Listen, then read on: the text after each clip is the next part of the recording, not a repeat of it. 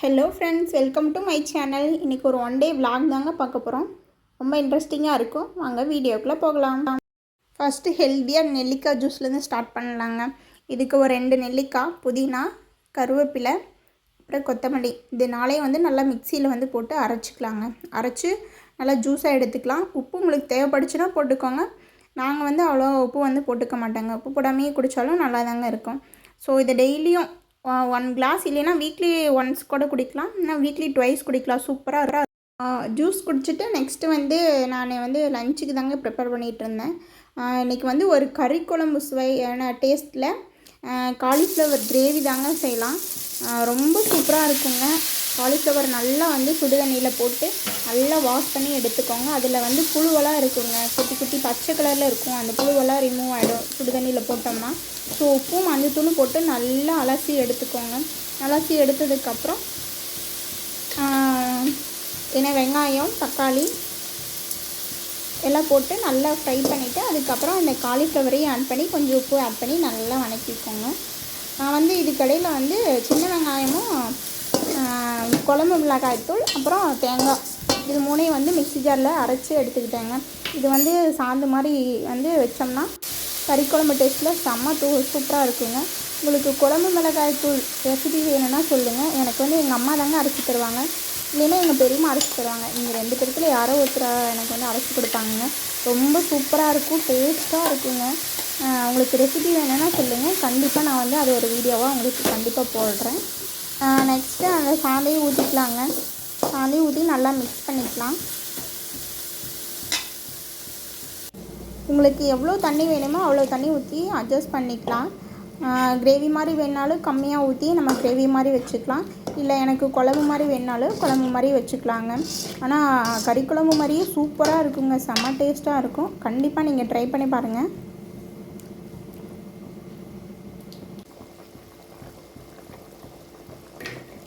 நல்லா கொதிக்க ஆரம்பிச்சிருச்சுங்க. சூப்பராக இப்போயே நம்ம ஆல்ரெடி சுடுதண்ணியில் போட்டு எடுத்தனால அது ஓரளவுக்கு வெந்திருக்கும். அதுக்கப்புறம் கொஞ்சம் சீக்கிரமாகவே வெந்துருங்க காலிஃப்ளவரு.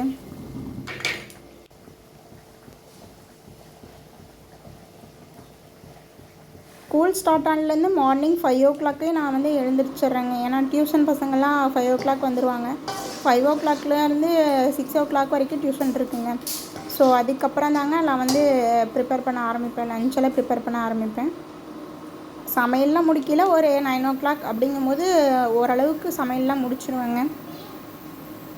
கொஞ்சம் இப்போ 5 o'clock எழுந்திரிக்கிறனால கொஞ்சம் வேலை சீக்கிரமாக முடிகிற மாதிரி இருக்குது.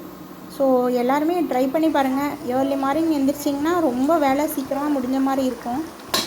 பாருங்கள், குழம்பு சூப்பராக ரெடி ஆகிடுச்சு. நிஜமாகவே டேஸ்ட் கறி குழம்பு மாதிரியே தாங்க இருக்கும். சூப்பராக இருக்கும். கண்டிப்பாக இந்த மாதிரி ட்ரை பண்ணி பாருங்கள். அரைச்சி வச்சாவே சூப்பராக இருக்குங்க. இட்லிக்கும் பிரச்சனை இல்லை, இட்லிக்கும் நல்லாயிருக்கும். ஒருவேளை நம்ம நைட்டு இட்லி, தோசை எதுக்கு வேணாலும் சாப்பிட்டுக்கலாங்க. இதுக்கு நடுவில் சுபி வேறு கொண்டு சங்குப்பூ வச்சுட்டு டிசைன் பண்ணி காமிச்சிட்ருக்கா பாருங்கள், அழகாக இருக்குது பாருங்கள். வாங்க எல்லோரும் சாப்பிட்லாம். நெக்ஸ்ட் டே டியூஷனுக்கு முன்னாடி ஒரு ஈவினிங் ஸ்நாக்ஸ் செய்யலான்ட்டு சரி இருக்கிறத வச்சு ஏதாவது பண்ணலான்னு யோசிக்கிறப்போ சரி மோமோஸ் ஒன்று செஞ்சு பார்க்கலாம் அப்படின்னு சொல்லி ட்ரை பண்ணேங்க. வெஜிடபிள்ஸ் பீன்ஸும் கேரட்டும் எங்கிட்ட இருந்துச்சு. சரி அதை வச்சு நம்ம செஞ்சு பார்க்கலாம் அப்படின்னு சொல்லி ட்ரை பண்ணியிருந்தேன். ரொம்ப ரொம்ப சூப்பராக இருந்துச்சுங்க, செம்ம டேஸ்ட்டாக இருந்துச்சு. நானே இப்போ தாங்க ஃபஸ்ட் டைம் சாப்பிட்றேன். வீட்டில் செஞ்சு ஃபஸ்ட் டைம். கோதுமை மாவில் நம்ம ஹோட்டலில் சாப்பிட்ருப்போம். ஆனால் வீட்டில் செஞ்சு சாப்பிடும்போது இன்னும் சூப்பராக செம்மையாக இருந்துச்சுங்க. சேப்பெல்லாம் பாருங்கள், நல்லா தான் வந்திருக்கு. ஏதோ எனக்கு தெரிஞ்ச மாதிரி செஞ்சு கொடுத்தேன், சூப்பராக இருந்துச்சுங்க.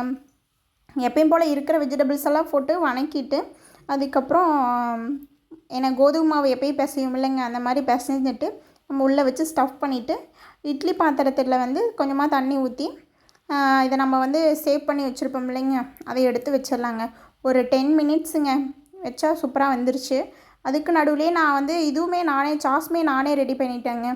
சரி குட்டீஸ் எல்லாம் சாப்பிடுவாங்க அப்படின்னு சொல்லி அந்த டிப்புக்கான சாஸும் நானே ரெடி பண்ணிட்டேன். தக்காளி, இஞ்சி, பூண்டு அதெல்லாம் போட்டு தாங்க ரெடி பண்ணியிருந்தேன். நெக்ஸ்ட் பாருங்கள், சூப்பராக வந்துருச்சு. நான் கூட என்ன ஆகுமோ தெரியலையே அப்படின்னு நினச்சிட்டு இருந்தேன், பயந்துகிட்டே இருந்தேன். சூப்பராக இருந்துச்சுங்க.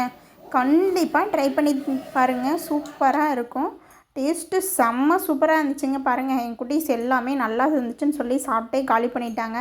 அந்த டிப்பாலாம் இல்லவே. நெக்ஸ்ட்டு டியூஷன் டைமுங்க, ஒரு 7 இருக்கும். இந்த பொண்ணு வந்து கலர் பேப்பரில் வந்து கிராஃப்ட் மாதிரி பண்ணியிருந்தாங்க. ரொம்ப அழகாக வந்து பண்ணியிருந்தாங்க. பார்க்கும்போதே சூப்பராக இருந்துச்சு. ஹாப்பி ஃபாதர்ஸ் டேன்னு சொல்லி பண்ணியிருந்தாங்க. ரொம்ப சூப்பராக இருந்துச்சுங்க. இவங்க வந்து 4th ஸ்டாண்டர்ட் படிக்கிறாங்க. நேம் வந்து ராஜஸ்ரீ. பாருங்கள், ஸ்டார்லாம் வேறு ஒட்டி நல்லா அழகாக பண்ணியிருந்தாங்க.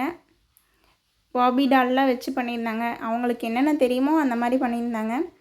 ஸோ இந்த மாதிரிலாம் ஸ்டூடெண்ட்ஸ் இருக்கும்போது நம்ம வந்து சூப்பராக இருக்குது, நல்லாயிருக்குன்னு சொல்லி இது பண்ணணும். நெக்ஸ்ட்டு என் பொண்ணுக்குமே பாருங்கள், சுபிக்குட்டி, சுபிக்ஷா, தமிழினின்னு சொல்லி ஒரு கிஃப்ட் மாதிரி பண்ணியிருந்தாங்க. அப்புறம் இன்னொரு சாக்லேட் கிஃப்ட்டுங்க. சாக்லேட் ரேப் பண்ணுவோம் இல்லைங்க, உள்ளே சாக்லேட் வச்சு ரேப் பண்ணுற மாதிரி ஒரு பிங்க் கலரில் செஞ்சுருந்தாங்க. இது ரொம்ப சூப்பராக இருந்துச்சுங்க. அவ்வளோதாங்க. இந்த வீடியோ பிடிச்சிருந்தா கண்டிப்பாக லைக் பண்ணுங்கள், ஷேர் பண்ணுங்கள், சப்ஸ்கிரைப் பண்ணுங்கள் ப்ளீஸ்.